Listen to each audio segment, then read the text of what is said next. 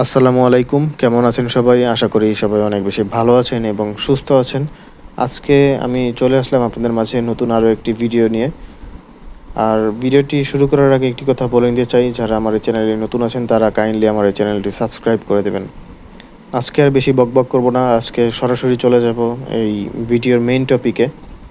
আপনারা যারা বাইকার রয়েছেন তারা কিন্তু জানেন যে বাংলাদেশের রিসেন্টলি কিন্তু একটি আলোচিত বা সমালোচিত বাইক লঞ্চ হয়েছে, সেটি হচ্ছে ইয়ামাহা FZ25, যেটিতে 250 সিসির একটি শক্তিশালী ইঞ্জিন কিন্তু দেওয়া হয়েছে।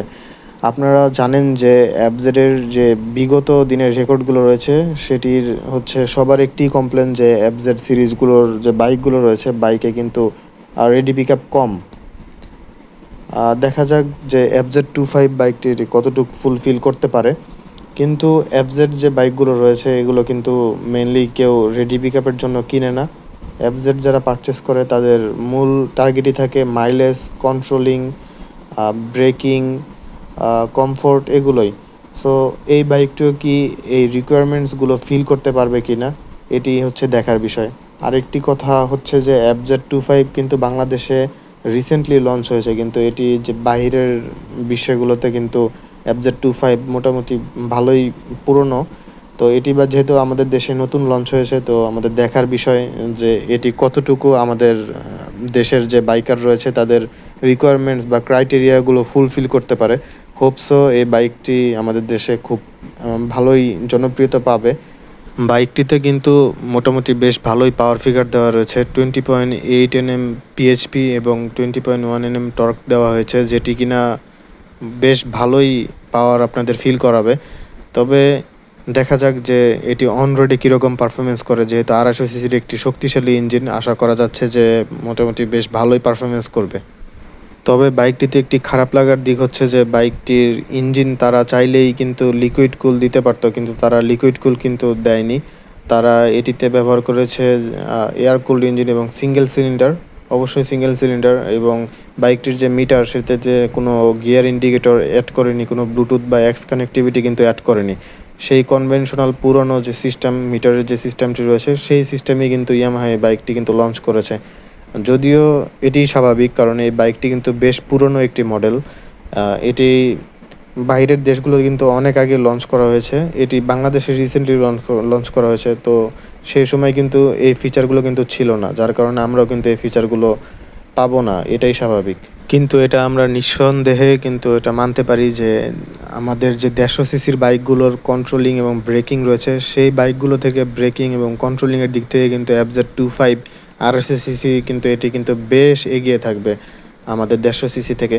তবে যে জায়গাটুকু আমাদের স্যাক্রিফাইস করতে হবে সেটা হচ্ছে মাইলেজ। কিন্তু বাইকটি কিন্তু এফআই সিস্টেমের বাইক, দেখা যাক যে বাইকটির মাইলেজ কীরকম দিতে সক্ষম। আর অবশ্যই যারা ব্রেকিং কন্ট্রোলিং পছন্দ করেন তাদের জন্য কিন্তু এই বাইকটি কিন্তু রয়েছেই, একটি ভালো অপশন হিসেবে আপনারা এই বাইকটিকে রাখতে পারেন। আর হ্যাঁ, একটি কথা না বললেই না, যে কোনো মেশিনই কিন্তু 100% পারফেক্ট বানানো পসিবল না। লাইক এই FZ25ও কিন্তু এর ব্যতিক্রম না। এর মিটারে যে কনসোল, এর মিটারে এক্স কানেক্টিভিটি নেই, গিয়ার ইন্ডিকেটর নেই। আর এই বাইকটির যে কম্পিটিটরগুলো রয়েছে সেই কম্পিটিটরের সাথে কম্পেয়ার করলে এর কমতি আছে কী কী, এবং সেই কম্পিটিটর থেকে ভালো যে দিকগুলো রয়েছে সবগুলোই আপনারা কিন্তু ক্যাটাগরাইজড করতে পারবেন, ফাইন্ড আউট করতে পারবেন। তো এগুলো বিবেচনা করে ফাইন্ড আউট করার পর আপনারা সিদ্ধান্ত নিবেন যে আসলে কোন বাইকটা আপনাদের জন্য সুইটেবল। আপনারা যদি কমফোর্ট, মাইলেজ, ব্রেকিং যদি চান তাহলে আপনাদের আশা করি যে FZ25 বাইকটা হতাশ করবে না।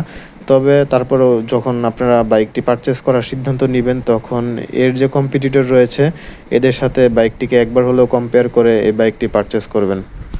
বর্তমান প্রেক্ষিতে আমাদের দেশে হায়ার সিসি বলতে 250 সিসি, 300 সিসি যে বাইকগুলো রয়েছে এগুলো সবেমাত্র লঞ্চ হওয়া শুরু করেছে। তো এখনও কিন্তু সেরকমভাবে আমাদের সুজুকি, হোন্ডা, ইয়ামাহা এইসব ব্র্যান্ডগুলোর যে বাইকগুলো রয়েছে যেগুলো বাইরের দেশে চলে এখনও কিন্তু সেরকমভাবে আমাদের দেশে ঢুকেনি।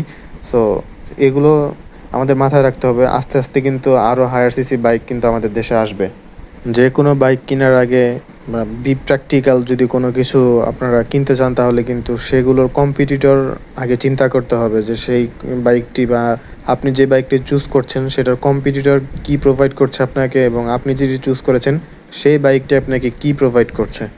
তো এগুলো যখন আপনারা কম্পেয়ার যখন করবেন তখনই আপনারা নিজের ডিসিশন নিজেই কিন্তু মেক করতে পারবেন। সো আজকের ভিডিওটি আমার করার উদ্দেশ্য ছিল যে FZ25টার বাংলাদেশে কীরকম চলতে পারে বা কীরকম হবে।